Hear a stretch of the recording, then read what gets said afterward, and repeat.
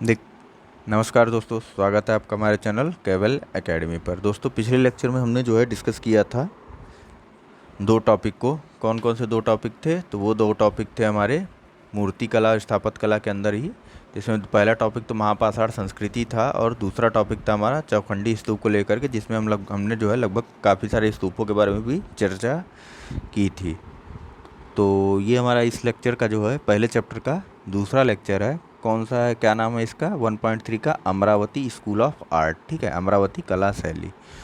तो देखिए, पिछले लेक्चर में बहुत ज़्यादा डिटेलिंग से देख लिया था, इस वजह से वीडियो काफ़ी लंबी हो गई थी। तो इसमें जो है हम थोड़ा कम डिटेल पे चर्चा करते हुए आगे बढ़ाएंगे अपने वीडियो को, क्योंकि कवर भी पूरा का पूरा सिलेबस करना है। ठीक है, तो चलिए शुरू करते हैं। देखिए, चर्चा में क्यों है? तो चर्चा में देखिए, आंध्र प्रदेश के गुडलकम्मा नदी के तट पर, ऐसा नहीं कि आपसे इंपॉर्टेंट इशू छोड़ दिया जाएगा, जो भी इंपॉर्टेंट चीज़ें होंगी उस टॉपिक से संबंधित, ठीक है, वह आपको बताया ज़रूर जाएगा।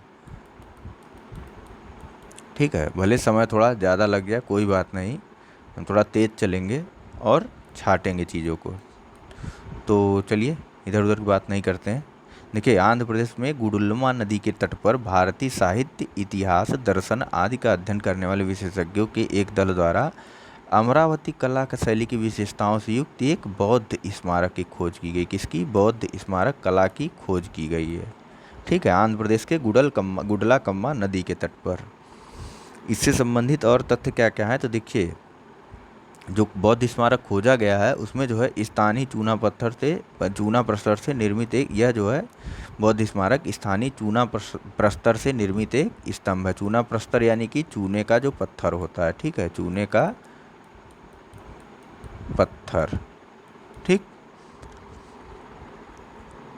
इसी से निर्मित एक स्तंभ है जिसके मध्य और शीर्ष के सभी चारों किनारों पर अर्ध कमल पद उकेरे गए। कहाँ कहाँ? तो मध्य और शीर्ष के सभी, जैसे कि ये है तो इसके मध्य ये हो गया, शीर्ष ये हो गया, तो इसके सभी चारों किनारों पर, इसके चारों साइड में, ठीक है, अर्ध कमल पदक उकेरे गए हैं।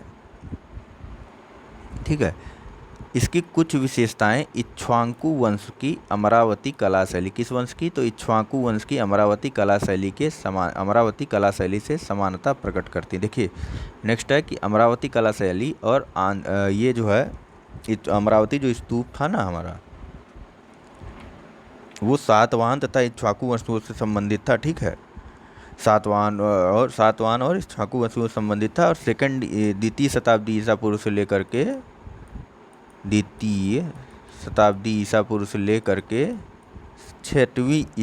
छठवीं शताब्दी ईसा पूर्व तक था।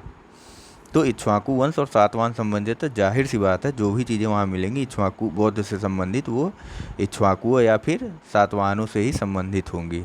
ठीक, तो नेक्स्ट देखते हैं। तो देखिए, अमरावती कला शैली आंध्र प्रदेश में कृष्णा और गोदावरी नदियों की निचली घाटियों में विकसित हुई। कहाँ कहाँ अमरावती कला शैली कहाँ विकसित हुई? तो आंध्र प्रदेश में कृष्णा और गोदावरी नदियों की निचली घाटियों में विकसित हुई है। ठीक है, इस कला शैली के मुख्य संरक्षक सातवाहन थे, परंतु कालांतर में सातवाहनों के उत्तराधिकारी इक्ष्वाकु शासकों के अधीन भी इसका संरक्षण जारी रहा।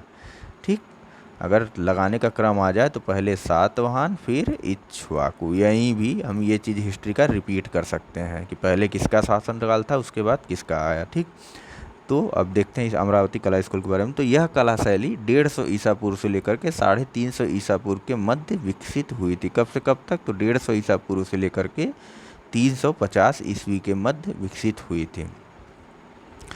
तो इस कला शैली की महत्वपूर्ण विशेषता है कथात्मक कला। इस कला शैली की महत्वपूर्ण विशेषता है, मतलब कहानियाँ कहती हैं। ठीक, कहानियों का प्रदर्शन किया जाता है। ठीक है, भिन्न भिन्न, इसमें पद को इस रीति से उकेरा जाता है कि मानो वे किसी घटना को स्वाभाविक तरीके से चित्रित करते हैं। उदाहरण, एक पदक में भगवान बुद्ध द्वारा एक हाथी को शांत कराने का, ठीक है, की संपूर्ण कथा को चित्रित किया गया है।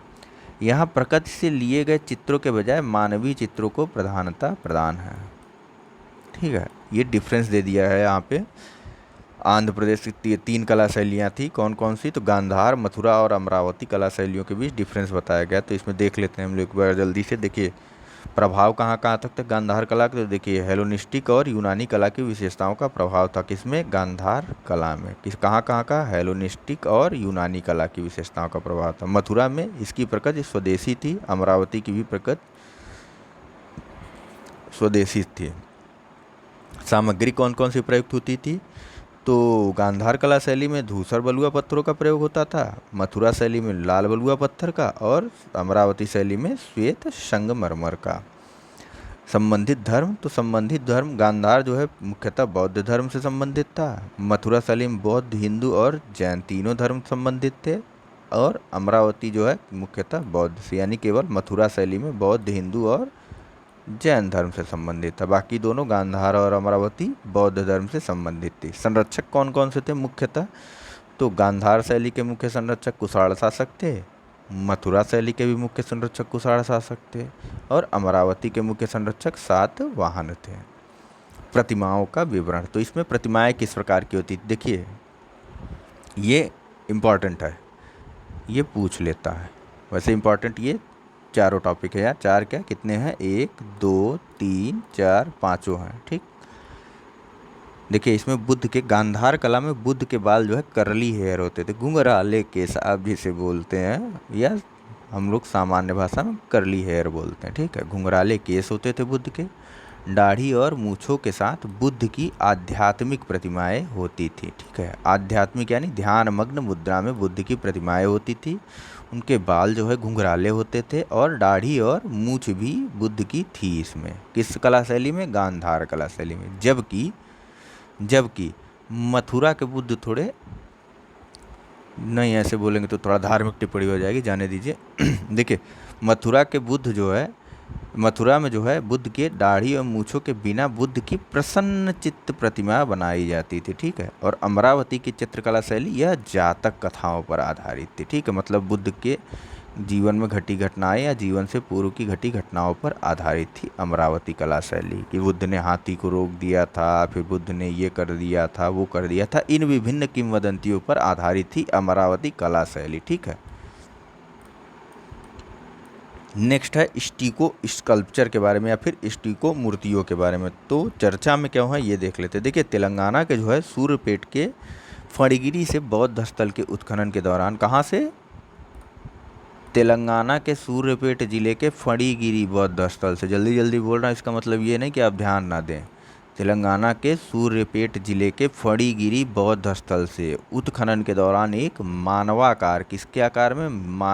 मानवाकार एक स्टूको की मूर्ति की खोज की गई है, ठीक है। ज्ञातव्य है कि देश में अब तक खोजी गई सबसे बड़ी स्टूको मूर्ति है यह। कहाँ पे मिली है? तेलंगाना के सूर्यपेट जिले के फणिगिरी बौद्ध स्थल पे मिली है, ठीक है भैया। तो फणिगिरी पहाड़ी के बारे में देखिए, तो तेलंगाना का एक प्रमुख स्थल है यह फणिगिरी पहाड़ी, ऐसे ही नहीं मिल गई, एक प्रमुख बौद्ध स्थल है, तथा इसके पुरावशेष लगभग प्रथम सदी ईस्वी से लेकर के लगभग जो है प्रथम सदी ईस्वी के हैं इसके पुरावशेष, जिन्हें वर्ष 2001 में उत्खनन के दौरान खोजा गया था। कब? तो 2001 में उत्खनन के दौरान खोजा गया था। संबंध किस किन शासकों से थे इनके? फणिगिरी पहाड़ी पर जो मिले हैं स्थल बौद्ध, तो इनके संबंध सातवाहन और इक्ष्वाकुओं के मध्य एक क्रमिक संक्रमण को प्रदर्शित करता है। पहले सातवाहन फिर इक्ष्वाकु, ठीक है।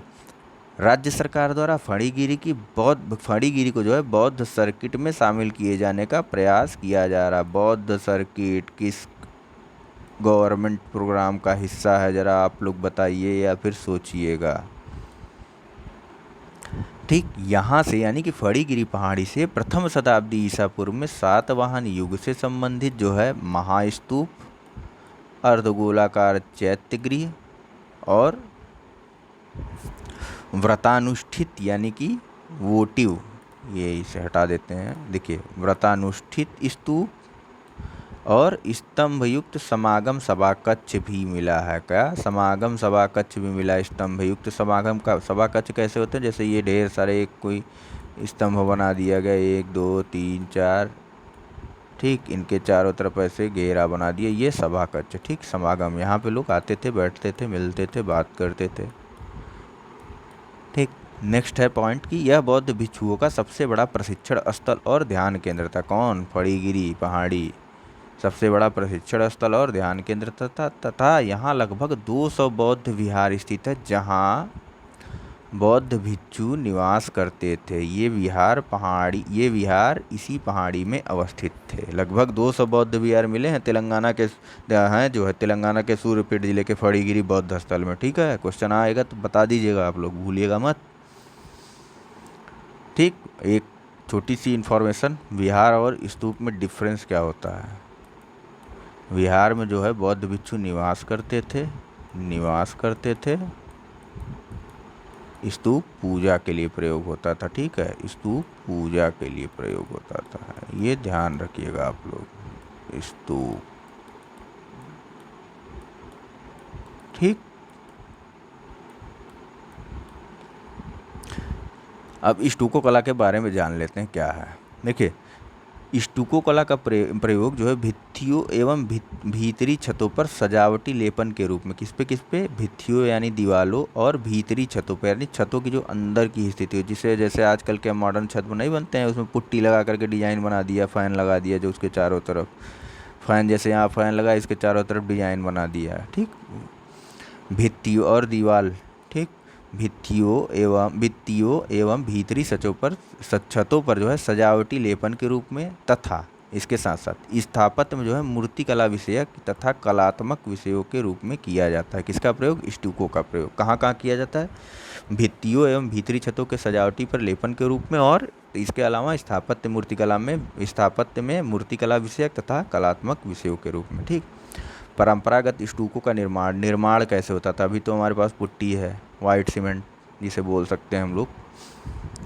परंपरागत स्टूको का निर्माण कैसे होता था? पहले भैया होता था चूना, रेत और जल के मिश्रण से स्टूको का निर्माण किया जाता था। ठीक, जबकि आधुनिक स्टूको को पोर्टलैंड सीमेंट से, ये दिया हुआ पोर्टलैंड सीमेंट, रेत एवं जल से निर्मित किया जाता है। किसे पोर्टलैंड सीमेंट, रेत और जल से निर्मित किया जाता है। आधुनिक स्टूप जो होता है इसे प्लास्टर ऑफ पेरिस या पीओपी भी हम लोग बोलते हैं। ठीक, यह जो है एक प्लास्टर सामग्री के रूप में इसे नम अवस्था में प्रयोग किया जाता है। सूखने के पश्चात यह अत्यंत कठोर हो जाती है। सामान्य से जानकारी, भारतीय स्थापत्य में स्टूको का प्रयोग एक वास्तुशिल्पी संदर्भ में प्रतिमा हेतु सामग्री के रूप में किया जाता था।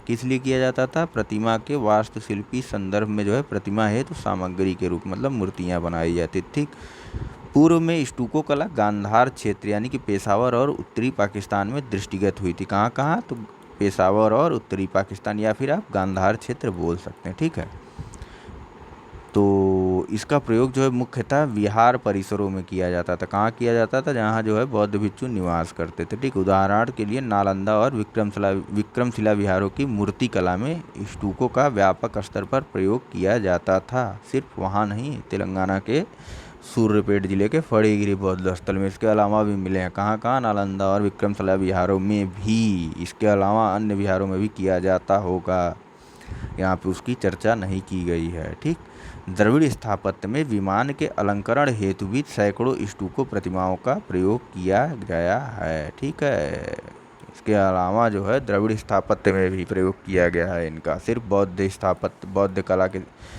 स्थापत्य में नहीं। ठीक, नेक्स्ट देखते हैं मिनी खजुराहो के बारे में। देखिए, भारतीय पुरातत्व सर्वेक्षण या ASI द्वारा महाराष्ट्र के गढ़चिरौली में, कहाँ पे भैया? महाराष्ट्र के गढ़चिरौली में भारतीय पुरातत्व सर्वेक्षण द्वारा महाराष्ट्र के गढ़चिरौली जिले में मार्कंडेय मंदिर समूह, कौन सा मंदिर समूह कहाँ पे है? ये मार्कंडेय मंदिर समूह महाराष्ट्र के गढ़चिरौली जिले में है। इसका जीर्णोद्धार करवाया जा रहा है। ठीक है, इसके बारे में जान लेते हैं। तो इस मंदिर समूह का निर्माण 9वीं से 12वीं, कब से कब तक? 9वीं से 12वीं शताब्दी ईस्वी के मध्य हुआ था। और इस समूह में 24 विभिन्न प्रकार के मंदिर हैं। छोटी छोटी जानकारी है ये, और अच्छे खासे एक क्वेश्चन आपका निकल सकता है इससे। ठीक है, इस मंदिर समूह का निर्माण 9वीं से 12वीं शताब्दी ईस्वी के मध्य हुआ था तथा इस समूह में 24 विभिन्न प्रकार के मंदिर शामिल हैं। ठीक, इस मंदिर समूह का नाम इसके मुख्य मंदिर के नाम पर रखा गया है, जो भगवान शिव को समर्पित है। मार्कंडेय मंदिर किसको समर्पित है भैया? तो भगवान शिव को समर्पित है। जिसे मार्कंडेश्वर या मार्कंडा देव मंदिर कहा जाता है। ठीक है, यह वेनगंगा नदी के तट पर मार्कंडा गांव में स्थित है। गांव का नाम भी मंदिर के नाम पे पड़ा है, मंदिर का नाम गांव के नाम पे नहीं है। ठीक, किस नदी के तट पर स्थित है? तो वेनगंगा नदी के तट पर स्थित है। यह मंदिर समूह मिनी खजुराहो या विदर्भ खजुराहो, किस नाम से? मिनी खजुराहो या विदर्भ का खजुराहो के रूप में भी प्रसिद्ध है। तो क्या यहाँ केवल शिव जी की मूर्ति मिली? नहीं, यह शैव, वैष्णव एवं शक्ति पंथ से संबंधित है, तीनों पंथों से संबंधित है। ठीक, और ये मंदिर उत्तर भारत की नागर मंदिर स्थापत्य शैली में निर्मित हैं। किस स्थापत्य शैली में निर्मित हैं? तो ये मंदिर जो है उत्तर भारत की नागर स्थापत्य शैली में निर्मित हैं। ठीक, ऐसी मान्यता है कि लगभग 200 वर्ष पूर्व वज्रपात की एक घटना के कारण मंदिर का शिखर अंशतः विखंडित हो गया था। किस कारण? वज्रपात के कारण मंदिर का शिखर जो है अंशतः जो है विखंडित हो गया था। उसके बाद जो तत्पश्चात लगभग 120 वर्ष पूर्व एक गोंड शासक ने मंदिर का जीर्णोद्धार करवाने का प्रयास किया था। ठीक है, एक गोंड शासक ने मंदिर का जीर्णोद्धार कराने का प्रयास किया था। तो यहाँ पे एक शैली आई है नागर शैली, जिसे हमने गोला मार के रखा हुआ था। इसके बारे में एक नज़र हम लोग देख लेते हैं। देखिए, नागर शैली जो है इसका विकास जो है हिमालय से लेकर के विंध्य क्षेत्र तक हुआ था। कहाँ से कहाँ तक? हिमालय से लेकर के विंध्य क्षेत्र तक इसका प्रसार है। ठीक, किस शैली का? तो भैया नागर शैली का। ठीक, नागर स्थापत्य मंदिर के जो है मुख्यतः नागर स्थापत्य के मंदिर मुख्यतः जो है नीचे से ऊपर तक आयताकार रूप में निर्मित होती है। ये देखिए, ये है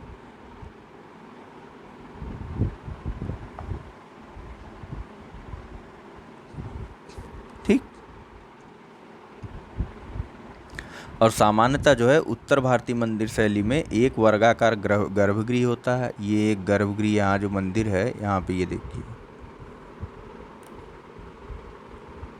ये जो शिखर बना हुआ है ना, शिखर के ठीक नीचे जो है गर्भगृह होता है, गर्भगृह के ठीक ऊपर जो है शिखर होता है। ठीक, ये मंदिर पूरा पहले हम लोग बड़ा कर लेते हैं। देखिए, सबसे ऊपर क्या होता है नागर शैली में? मंदिर के सबसे ऊपर तो होता है भैया ये कलश। देखिए क्या होता है? कलश। ये जो है सिंबॉलिक वाटर पॉट होता है, मतलब कि इसमें जल रखा जाता है जैसे। ठीक है, कलश होता है सबसे टॉप पे, उसके बाद आमलक होता है। ये जो ये संरचना आप देख रहे हैं ये इसे आमलक बोलते हैं। ठीक, इसके बाद एक संपूर्ण शिखर आया हुआ है। ठीक, शिखर आया हुआ है। शिखर के ठीक नीचे जैसे मान लीजिए यहाँ पे, तो यहाँ पे जो है गर्भगृह होता है, जहाँ पे जो है मुख्य देवता जो है रखे होते हैं उस मंदिर के। ठीक, इसके अलावा देखिए क्या होता है, इसके अलावा एक अंतराला होता है जिसे अंतराला बोलते हैं। एक सेकंड, कहाँ गया? इसको हटाने दीजिए पहले पूरा। हाँ, तो ये देखिए, ये अंतराला जो बना हुआ है ये यहाँ पे इसे अंतराला कहते हैं। ये जो गर्भगृह के ठीक बाद जो है अंतराला का जगह, ऐसे देखिए एक जगह बना के बताता हूँ आपको। हाँ, पेन तो लिया ही हुआ हूँ। देखिए, सबसे पहले क्या होता है, शुरू से देखते हैं। सबसे पहले क्या होता है, एक प्लेटफॉर्म बना होता है नागर शैली में। एक प्लेटफॉर्म बना होता है जिसे बोलते हैं जगती बोलते हैं। क्या बोलते हैं इस प्लेटफॉर्म को? इस प्लेटफॉर्म को जगती बोलते हैं। ओफो,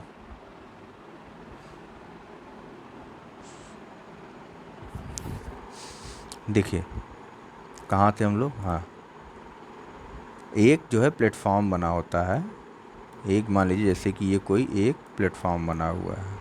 ठीक, इसे जगती बोलते हैं। ये देखिए, ये जगती है। जगती के ऊपर जो है वाल्स स्टेयर होते हैं। ठीक है, जिसे जो है ये जो है वाल्स जो है या जगह जो बोला जाता है, इसमें जो है सीढ़ियाँ स्टेप लगे होते हैं, इससे जो है मंदिर के ऊपर आप लोग प्रवेश कर सकते हैं। एंट्रेंस स्टेप देखिए ये बना लिखा हुआ है ना, ठीक है।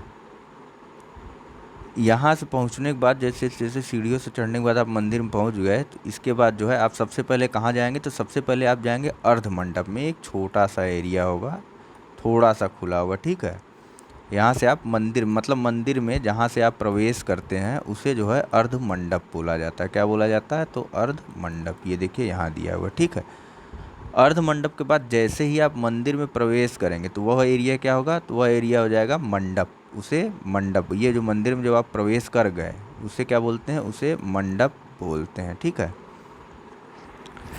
मंडप से आप कुछ दूर आगे बढ़ेंगे, जैसे देवता जमा लीजिए गर्भगृह तो यहाँ है, ठीक है। गर्भगृह ये यहाँ पे बना हुआ है, ठीक है। मंडप से आप कुछ दूर और आगे बढ़ेंगे। अब भैया मंडप में तो रहेंगे नहीं, गए हैं देवता के दर्शन करने, तो मंडप में जाके क्या करेंगे, मंडप से और आगे बढ़ेंगे। तो इसके बाद जो ये विशाल क्षेत्र में जो मतलब काफ़ी बड़ा असेंबली एरिया जहाँ वर्शिपर खड़े होते हैं उसे जो है महामंडप बोला जाता है। क्या बोला जाता है, महामंडप, लार्जर असेंबली हॉल, इसे महामंडप बोलते हैं, ठीक। महामंडल के ठीक आगे एक अंतराला बना होता है, ठीक। क्या बना होता है, अंतराल। जैसे कि ये गर्भगृह के ठीक बाद जो है एक रेलिंग लगा दी जाती है, वहाँ पे आपको अंदर नहीं जाने दिया जाता। गर्भगृह के ठीक बाहर एक रेलिंग लगा दी गई, यहाँ पे आप लोग को यहीं पे अंदर पीछे जो है पुजारी बैठा रहेगा, उसके आगे आपको बाहर खड़े रहना है।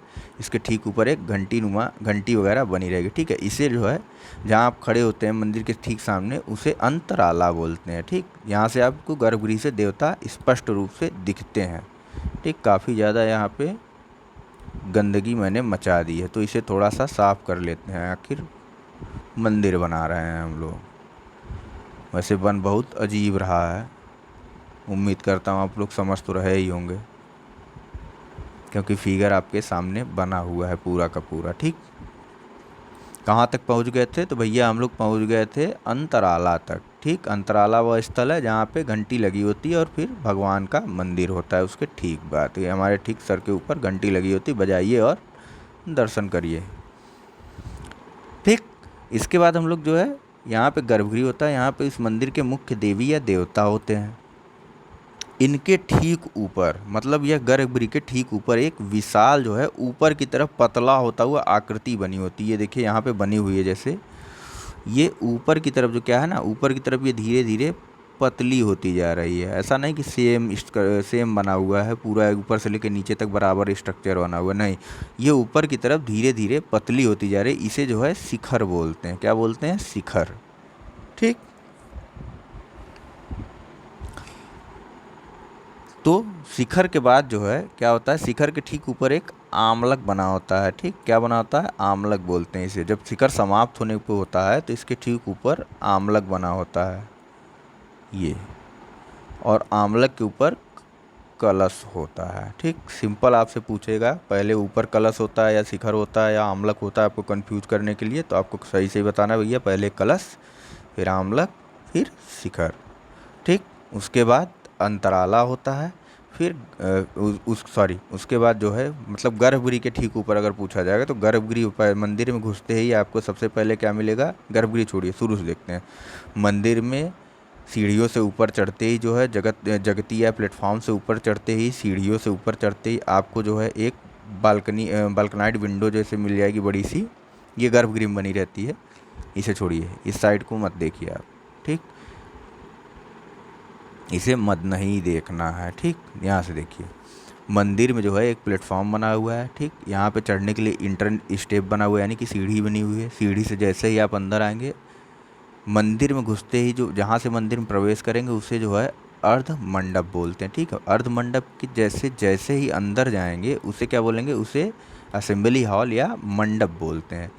इसके आगे थोड़ा सा बढ़ेंगे तो इससे भी बड़ा एक मंडप मिलेगा जिसे लार्जर असेंबली हॉल बोलते हैं या महामंडप, जहाँ से मंदिर की चौड़ाई धीरे धीरे स्पेस जो है बढ़ता जाता है, ठीक है।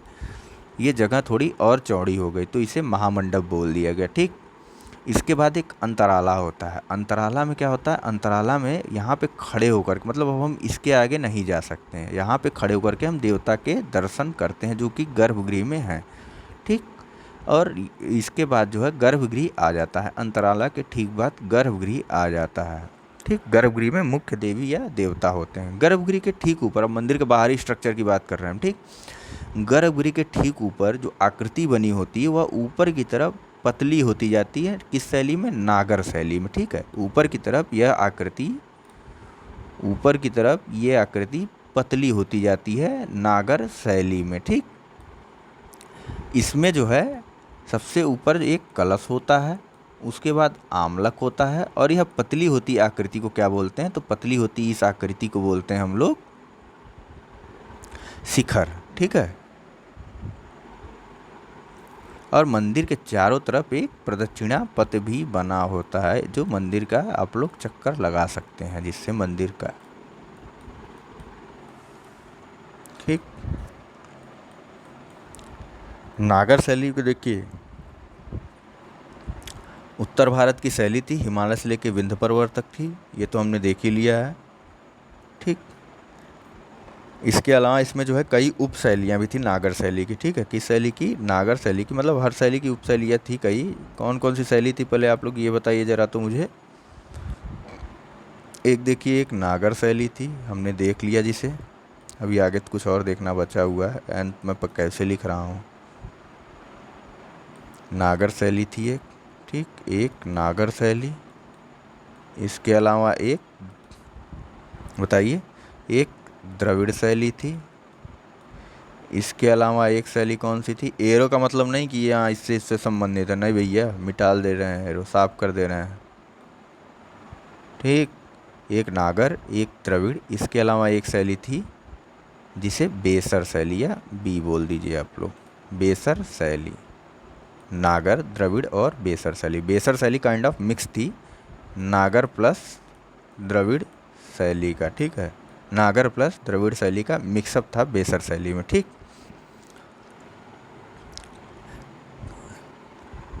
बाकी हम लोग नागर शैली यहाँ देख रहे हैं, तो नागर शैली की कई उप शैलियाँ थी। कौन कौन सी उप शैली थी? तो एक तो उड़ीसा थी, उड़िया उप शैली। कौन सी? उड़ीसा या उड़िया। दूसरी थी, ये प्रचलित कहाँ थी? उड़ीसा नाम से आप समझ गए होंगे, उड़ीसा में। दूसरी अंतर्वेदी उप शैली, ये कहाँ थी? यह थी उत्तर प्रदेश और हरियाणा, दिल्ली में। ठीक, इसके अलावा एक मुख्य जो शैली थी खजुराहो की थी। ठीक, क्वेश्चन यहाँ से बनते हैं, कहीं से भी बना सकता है, लेकिन ज़्यादातर क्वेश्चन खजुराहो से थी, खजुराहो से उपशैली से बनते हैं। उसके अलावा एक उपशैली थी चालुक्य या सोलंकी शैली, जिसे बोलते हैं हम लोग। कौन सी शैली? चालुक्य या सोलंकी।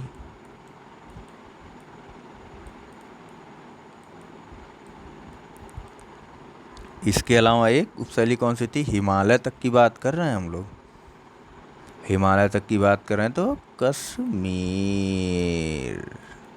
उपशैली। ठीक, कौन कौन सी थी? उड़िया उपशैली, अंतर्वेदी उपशैली, खजुराहो उपशैली, चालुक्य उपशैली और कश्मीर उपशैली। ठीक है,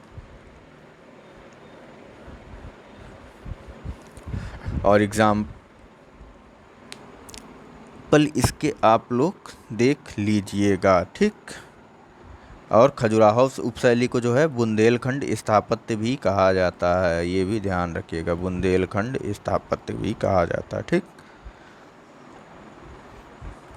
आगे चलते हैं, बहुत ज़्यादा हो जाएगा PT 365 के हिसाब से अगर टोटल डिटेल डिस्कस करने लगे हम लोग तो आगे है बृहदेश्वर मंदिर के बारे में चर्चा की गई है, तो देखते हैं हम लोग बृहदेश्वर मंदिर के बारे में।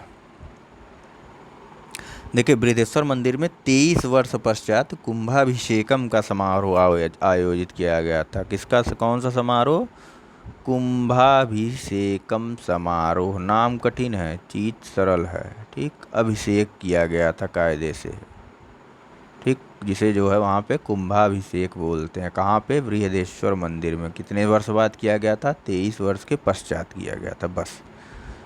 अब आगे देखते हैं। देखिए, कुंभाभिषेकम के विषय में जानते हैं क्या है। तो कुंभाभिषेकम हिंदू मंदिरों में अभिषेक उत्सव का एक भाग होता है। दूध, जल या किसी भी चीज़ से किसी भी चीज़ मतलब किसी भी पवित्र चीज़ से जैसा उस देवता से संबंधित हो, उस ईश्वर से संबंधित हो, उस चीज़ से उसका जो अभिषेक किया जाता है, उसको स्नान जो कराया जाता है, ठीक,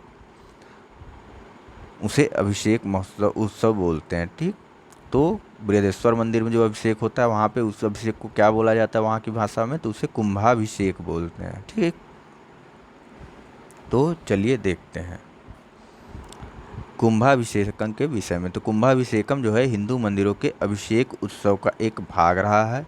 कुंभ का अर्थ है शीर्ष और यह मंदिर के शिखर या मुकुट को व्यक्त करता है। ठीक है, सामान्यतया गोपुरम, ठीक, गोपुरम से कंफ्यूज मत होइएगा, अभी हमने ऊपर गर्भगृह के बारे में चर्चा की है।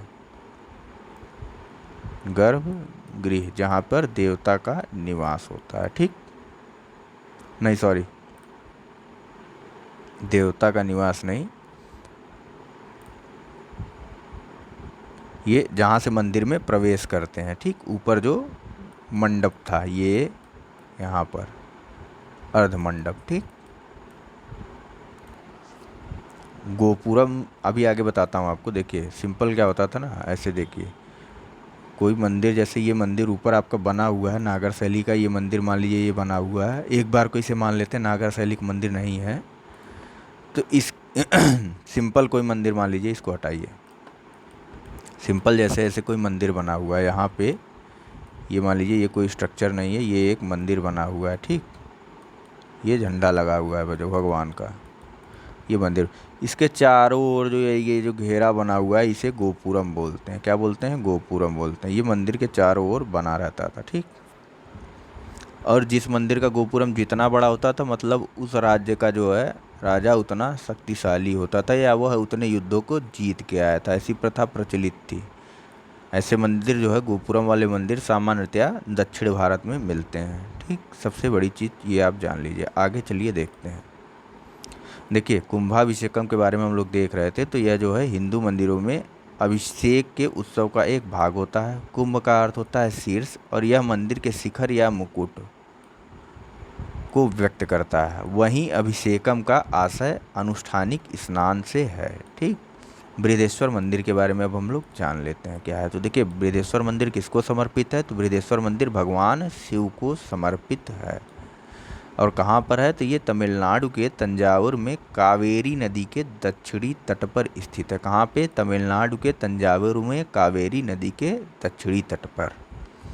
ठीक, इसे पेरिया कोविल या राजराजेश्वर मंदिर या राजेश्वरम के नाम से भी जाना जाता है। किस किस नाम से? पेरिया कोविल, राजराजेश्वर मंदिर या राजेश्वरम के नाम से भी जाना जाता है। किस मंदिर को? बृहदेश्वर मंदिर को। किसको समर्पित है? भगवान शिव को। कहाँ है? तो तमिलनाडु के तंजावुर में कावेरी नदी के दक्षिणी तट पर। ठीक, निर्माण कब से कब हुआ था? तो 1003 से 1010 ईस्वी में इसका निर्माण हुआ था। और बनवाया किसने था? तो महान चोल सम्राट राजराजा प्रथम के द्वारा इसका निर्माण करवाया गया था। ठीक, यह भारत के सबसे बड़े मंदिरों में से एक है तथा द्रविड़ स्थापत्य कला, किस स्थापत्य कला का भैया? द्रविड़ स्थापत्य कला का एक उत्कृष्ट उदाहरण है। ठीक, और इस मंदिर को यूनेस्को की विश्व विरासत स्थल की सूची में सूचीबद्ध किया गया। अभी आज के टॉपिक में हमने एक देखा था सांची के स्तूप के बारे में, दूसरा हमारा कौन सा स्थल है विश्व विरासत स्थल में? यूनेस्को का। ठीक, अरे बृहदेश्वर मंदिर। ठीक, जिसे महान प्राणवान चोल मंदिर के रूप में भी जाना जाता है। इस सूची में शामिल अन्य दो मंदिर, मतलब इसी यूनेस्को की सूची में, यूनेस्को की विश्व विरासत सूची में शामिल अन्य दो चोल मंदिर कौन कौन से? गंगई कोंड चोलापुरम मंदिर और दूसरी दारासुरम का ऐरावतेश्वर मंदिर। ठीक, दो मंदिर, गंगई कोंड चोलापुरम का मंदिर और दारासुरम का ऐरावतेश्वर मंदिर। ये देखिए ये मैप में बताया गया है कहाँ पर है तंजावुर की लोकेशन। ये देखिए ये तंजावुर का वो मंदिर है, बृहदेश्वर मंदिर है। ठीक, इसके बाद ये ऐरावतेश्वर मंदिर है, उसके बाद ये गंगई कोंड चोलापुरम का मंदिर। ये तीनों मंदिर बताया गया है। तो उत्तर से दक्षिण के क्रम में अगर लगाना हो तो सबसे पहले उत्तर में गंगई कोंड चोलापुरम मंदिर है, फिर ऐरावतेश्वर मंदिर है, उसके बाद राजेश्वर या बृहदेश्वर टेम्पल है। ठीक, ये द्रविडियन आर्किटेक्चर के बारे में बताया गया। देखिए जैसा कि ऊपर आपको बताया था मैंने, ये गोपुरम बना हुआ है। क्या बना हुआ है? ये मंदिर के चारों तरफ रहता है, ठीक। गोपुरम के बाद जैसे ही हम मंदिर में इंटर करते हैं, द्रविड़ शैली के बारे में थोड़ा सा बता देता हूँ आपको। गोपुरम के बाद, गोपुरम क्या, गोपुरम से जैसे ही हम मंदिर में इंटर करते हैं तो वहाँ पे एक श्राइन बनी होती है, मूर्ति बनी होती है, ये शोभा के लिए बनी होती है। इसके बाद देखिए, ये नंदी की मूर्ति बनी है, फिलहाल तो देखने से ऐसा लग रहा है। इसके बाद पिलर मंडपा, यहाँ पे भी मंडपा होता है, लेकिन यहाँ के मंडपों की विशेषता क्या है ना, ये एक ऐसे जैसे ऐसे सपाट छत है, तो इसके बाद नीचे ढेरों पिलरों पर ढेरों पिलर बने हुए हैं। नागर शैली में तो हमने देखा कि वहाँ पे जो है अर्धमंडप बना हुआ है ऐसे। उसके बाद जो है एक महामंडप बना हुआ है। उसके बाद क्या था, अर्धमंडप के बाद मंडप था, मंडप के बाद महामंडप था, है ना, महामंडप था। ऐसे बना, मतलब एक पहाड़ सी आकृति टाइप में बनती जा रही थी, जिग जैग होते हुए, ठीक। लेकिन यहाँ के मंडप में क्या है, यहाँ मंदिर में इंटर करते गोपुरम से जैसे ही आप अंदर आएंगे मंडप की तरफ, तो एक विशाल जो है पिलर का बना हुआ स्ट्रक्चर मिलता है आपको मंदिर में घुसते घुसते, ठीक है। इसी स्ट्रक्चर को मंडप बोलते हैं आप। मतलब दोनों तरफ से ऐसे जैसे ऐसे दो तरफ से ऐसे आकृतियाँ ऐसे बना दीजिए आप, ठीक। तो ऐसे पिलर है, ऐसे पिलर बने हुए हैं, ऐसे पिलर बने हुए हैं, ऐसे ऐसे ऐसे ऐसे ढेरों पिलर बने हुए। वहाँ से आप मंदिर के अंदर जाते हैं और इसको गोपुरम बोलते हैं। ये पूरा एरिया को गोपुरम, ये देखिए, अरे गोपुरम नहीं, मंडपा बोलते हैं। क्या बोलते हैं? मंडपा, इस पूरे एरिया को, ठीक। मंडपा से होते हुए आप गर्भगृह की तरफ आगे बढ़ते हैं, ठीक। और यहाँ के शिखरों की क्या विशेषता है, यहाँ के जो ये मंदिर के गर्भगृह के ऊपर नागर शैली में हमने देखा था, क्या था, नागर शैली में गर्भगृह के ऊपर पतली होते हुए, एक समान पतली होती हुई आकृति थी, ठीक। मतलब ऐसे जैसे ऐसे पतली हो रही तो एक समान रूप से पतली हो रही। लेकिन यहाँ पे क्या है, यहाँ पे जिगजैग करके ऐसे ऐसे ऐसे करके जा रहा है, ठीक। और ऐसे ऐसे करके नीचे आ रहा है, और इसे वहाँ पे शिखर बोलते थे। और द्रविड़ शैली में इसको क्या बोलते हैं? द्रविड़ शैली में इसको विमान बोलते हैं, ठीक। ये देखिए यहाँ पे ये लिखा हुआ है, इसे विमान बोल रहे हैं। और यहाँ पे इसे शिखर बोलते थे। क्या बोलते थे? शिखर, ठीक। विमान के ऊपर जहाँ पे वो था आमलक बोलते थे, वहाँ इसे क्या बोलते हैं? वहाँ पे इसे शिखरा बोलते हैं। बस सिंपल सा इतना ही डिफरेंस है, ठीक है। गर्भगृह के ऊपर जो स्ट्रक्चर है उसे नागर शैली में क्या बोलते? तो नागर शैली में भैया उसे शिखर बोलते थे, और द्रविड़ शैली में उसे विमान बोलते हैं, ठीक। और विमान के ऊपर, शिखर के ऊपर वहाँ आमलक होता था, यहाँ शिखर, यहाँ जो है विमान के ऊपर शिखर बना हुआ है छोटा सा, ठीक। इसके अलावा वहाँ आमलक के ऊपर एक क्या होता था? कलश बना होता था। यहाँ पे भी कुछ, यहाँ शिखर ही है, ठीक। तो चोल स्थापत्य के बारे में जान लेते हैं, ठीक है। आपको इसके टाइप जानना है तो ये बता दूं, लेकिन टाइम ज़्यादा लगता है ऐसे में, ठीक है।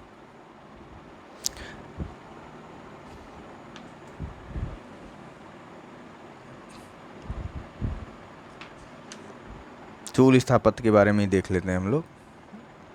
देखिए चोल स्थापत्य जो है द्रविड़ कला का ही उदाहरण है। देखिए चोल शासनकाल के तहत कला एवं स्थापत्य कला की द्रविड़ शैली अपनी पराकाष्ठा पर थी, ठीक है। चोल कब? तो चोल स्थापत्य के समय, ठीक। द्रविड़ स्थापत्य की शैली जो है अपनी पराकाष्ठा पर थी। चोल शासकों ने पल्लव स्थापत्य कला शैली का अनुसरण किया था, यानी कि पहले पल्लव फिर चोल, ठीक। चोल शासकों ने पल्लव स्थापत्य कला शैली का अनुसरण किया था। चोलकालीन मंदिरों के गर्भगृह वृत्ताकार और वर्गाकार दोनों हुआ करते थे। इम्पोर्टेंट है, गर्भगृह वृत्ताकार भी होते थे और वर्गाकार भी होते थे, ठीक। और प्रमुख मंदिर कौन कौन से हैं चोल स्थापत्य कला के? तो राजेंद्र प्रथम द्वारा निर्मित गंगईकोंड चोलापुरम, ये जो ऊपर अभी हमने देखा था, ये किसने बनवाया था? राजेंद्र प्रथम ने, ठीक। इसके अलावा पुडुकोट्टई जिले के नामार्ता मलाई में स्थित चोलेश्वर मंदिर एवं कोडुम्बलूर के मंदिर, ठीक। ये आपको किस जिले में है ये याद रखने की ज़रूरत नहीं है इतना, ठीक, मंदिर कौन सा, ये चोलेश्वर मंदिर और कोडुम्बलर मंदिर। ठीक, इसके अलावा तिरुचिरापल्ली के श्रीनिवास वल्लूर स्थित कोरंगनाथ का मंदिर। ठीक, गोपुरम के शीर्ष पर एक गुंबदाकार शिखर और कलश निर्मित किए जाते थे। ठीक, गोपुरम के शीर्ष पर एक गुंबदाकार शिखर और कलश निर्मित किए जाते थे। चोल मंदिर प्रस्तर प्रतिमाओं एवं अलंकरण हेतु विख्यात है। ठीक, अनेक मंदिरों में स्तंभ युक्त मंडप निर्मित किए जाते थे, जिन्हें अर्ध मंडप, महामंडप तथा नंदी मंडप कहा जाता था। क्या क्या कहा जाता था? अनेक मंदिरों में स्तंभ युक्त जो मंडप होते थे, जैसे वो स्तंभ युक्त मंडप है, ये मंडप जो बना हुआ है, इन्हें जो है अर्ध मंडप 3 भागों में डिवाइड किया जाता था। किसे किसे? अर्ध मंडप, महामंडप और नंदी मंडप कहा जाता था। ठीक, प्रतिमाओं एवं उनके अभिलेखों को इन मंदिरों की भित्तियों पर उत्कीर्ण, दीवालों पर जो है प्रतिमाओं और अभिलेखों को भी उत्कीर्ण किया था। ठीक, चोल मंदिरों से पाषाण एवं धातु निर्मित मूर्तियां बहुतायत में मिली हैं। ठीक है, नेक्स्ट पॉइंट क्या है? तो मंदिरों की भित्तियों पर आख्यानात्मक पट्टिकाओं पर रामायण, महाभारत और पुराणों की कथाओं तथा 63 नयनारों के जीवनों का भी चित्रण किया गया है। ठीक, और 12वीं सदी ईस्वी के नटराज मूर्ति चोलकालीन मूर्ति कला का सर्वोत्कृष्ट उदाहरण है। ये मूर्ति कला में आ गया मंदिर स्थापत्य की जगह। ठीक है, 12वीं सदी की नटराज मूर्ति कला चोल मूर्ति कला की सर्वोत्कृष्ट उदाहरण है। तो अब नटराज मूर्ति के बारे में देख लीजिए। इस मूर्ति में नटराज शिव यानी भगवान शिव के तांडव नृत्य की लौकिक जगत के संहारक के रूप में प्रदर्शित किया गया। ठीक है, मतलब भगवान शिव के जो तांडव नृत्य है वो लौकिक जगत के संहारक के रूप में है। ठीक, शिव को अपने दाहिने पैर पर स्वयं को संतुलित करते हुए तथा दाएं पैर से अज्ञानता अथवा विस्मृति के राक्षस, कौन से राक्षस को? अज्ञानता और विस्मृति के राक्षस अपस्मार का दमन करते हुए दर्शाया गया। अपस्मार किसका राक्षस था? अज्ञानता और विस्मृति का राक्षस था। ठीक है, यह दाहिने पैर से खुद को संतुलित किए हुए हैं और दाएं पैर से ही अज्ञान इसको मार भी रहे हैं। ठीक, और शिव का बायां पैर भुजंग त्रसित मुद्रा में उठा हुआ है, जो तिरोभाव को प्रस्तुत करता है। तिरोभाव में क्या है? तो इसमें उपासकों के मस्तिष्क से माया तथा भ्रम रूपी आवरण को समाप्त करता है यह। ठीक, नेक्स्ट क्या है? तो नेक्स्ट है शिव की चारों भुजाएं, मतलब नटराज मूर्ति में कितनी भुजाएं बनी? 4। ठीक, शिव की चारों भुजाएं, ये क्या हो जा रहा है भाई?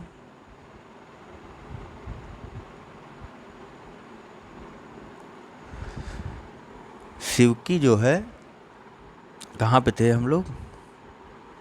हाँ, शिव की चारों भुजाएं फैली हुई हैं तथा मुख्य दाएं भुजा अभय हस्त में प्रदर्शित की गई है। इसकी अन्य निम्नलिखित विशेषताएं हैं। क्या? तो शिव अपने ऊपरी दाएं हाथ में अपने प्रिय वाद्य यंत्र डमरू को, दाएं हाथ की तरफ है, दाएं हाथ में अपने प्रिय वाद्य यंत्र डमरू को तालबद्ध रूप में धारण किए हुए हैं और ऊपरी बाएं हाथ की हथेली में ज्वाला प्रज्वलित हो रही है, जबकि मुख्य बाएं भुजा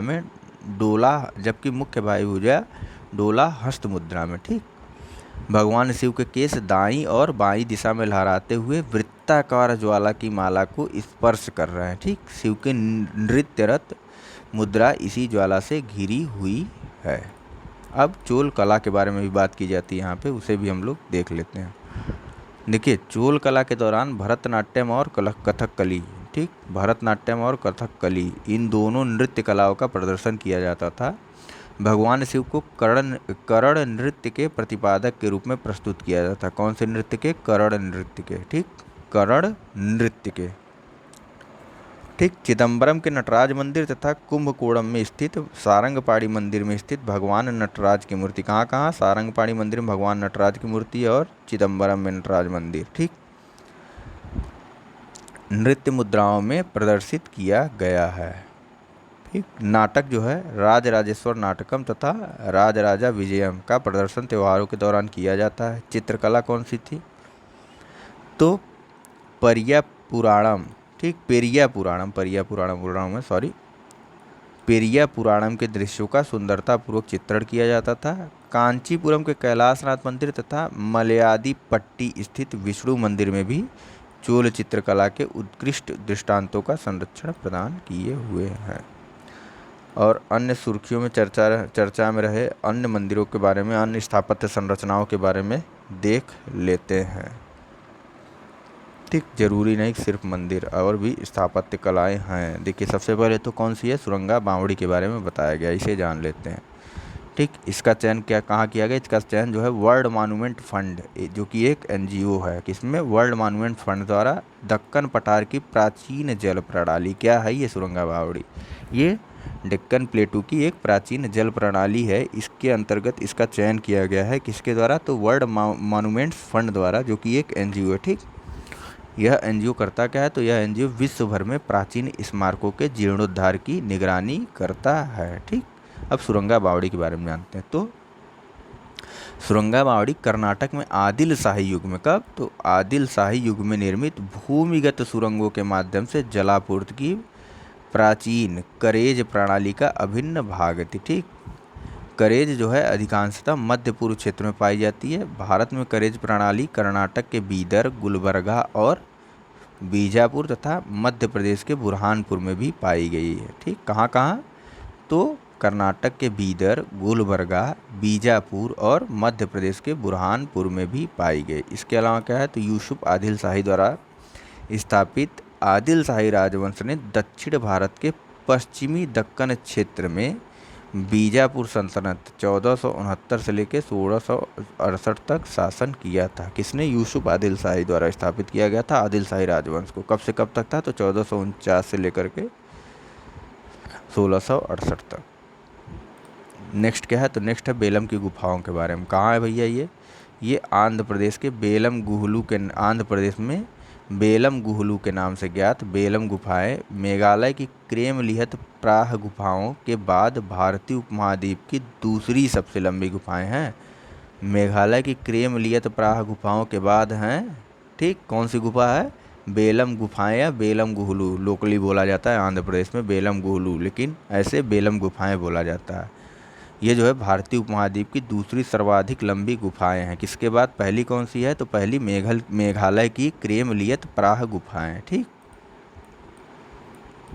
नेक्स्ट है जहाज महल के बारे में, क्या इंपॉर्टेंट है, तो देखिए यह मालवा के सल्तनत जो है गियासुद्दीन 1469 से 1500 ईस्वी द्वारा निर्मित 2 जलाशयों के मध्य एक मंजिला महल है। ठीक, जहाज महल जो है मालवा सल्तनत के सुल्तान गियासुद्दीन ने बनवाया था, जो कि 2 जलाशय, मतलब इधर भी जल है इधर भी जल है, इसके बीच में एक 2 मंजिला महल है। ठीक, इसका संभवतः उसके द्वारा हरम और विहार एवं मनोविनोद स्थल के रूप में प्रयोग किया जाता था। है कहाँ, तो यह मध्य प्रदेश के मांडू जिले में स्थित है। क्या, जहाज महल बनवाया किसने था, गियासुद्दीन ने। है कैसा, तो 2 तरफ जल है, बीच में 2 मंजिला महल है। ठीक, अगला इंपॉर्टेंट टॉपिक क्या है, बीबी का मकबरा। ठीक, एशिया जो है 1651 से 1661 के दौरान औरंगजेब के पुत्र शहजादे आजम शाह द्वारा, किसने बनवाया था, शहजादे आजम शाह द्वारा अपनी माता दिलरस बानु बेगम, ठीक, जिसे राबिया उल दौरानी, ठीक, राबिया उल दौरानी, उद नहीं, राबिया उल दौरानी के नाम से भी जाना जाता है, उसकी स्मृति में बनवाया गया मकबरा। ठीक, यह महाराष्ट्र के औरंगाबाद में स्थित है। इसे ताजमहल से अपनी चित्तग्राही समानता के कारण दक्कन का ताज भी कहा जाता है या दक्षिण का ताज भी कहा जाता है। किसे, बीवी के मकबरा को किसने बनवाया था, तो औरंगजेब के पुत्र आजम शाह द्वारा बनवाया गया था। किसकी याद में, तो अपनी माता दिलरस बानु बेगम, या जिसे राबिया उल दौरानी भी जानते हैं हम लोग। नेक्स्ट और लास्ट टॉपिक है इस लेक्चर का, सिरसा का थेर या सिरसा का थेर टीला। इसके बारे में क्या है, तो ये जान लेते हैं कहाँ पे है। सबसे पहले तो ये हरियाणा के सिरसा ज़िले में एक टीला है, जिसे प्राचीन नगर सरिस्का के संबंध में कुछ साक्ष्य उपलब्ध करवाने वाला माना जाता है सिरसा। ठीक, सिरसा को तक्षशिला की ओर जाने वाले प्राचीन मार्ग पर हरियाणा में स्थित प्राचीन नगरों में से एक माना जाता है। कुछ खास इम्पोर्टेंट नहीं है अगर आप हरियाणा के लोकल एग्ज़ाम नहीं देते हो तो। फिलहाल देख लीजिए, सिरसा को तक्षशिला की ओर जाने वाला एक प्राचीन मार्ग पर हरियाणा में स्थित प्राचीनतम नगरों में से एक माना जाता है। ठीक है, नाम क्या था, सरिस्का। तो फिलहाल इस लेक्चर में फ़िलहाल इतना ही है। नेक्स्ट हमारा चित्रकारी और अन्य कला शैलियों के बारे में टॉपिक आएगा, चैप्टर नंबर 2। ठीक, जैसे कि हम लोग कल डिस्कस करेंगे। फिलहाल हमारे चैनल को प्लीज़ सब्सक्राइब और शेयर ज़रूर कीजिएगा। बाकी धन्यवाद आप सबका। Thank you very much for discussion.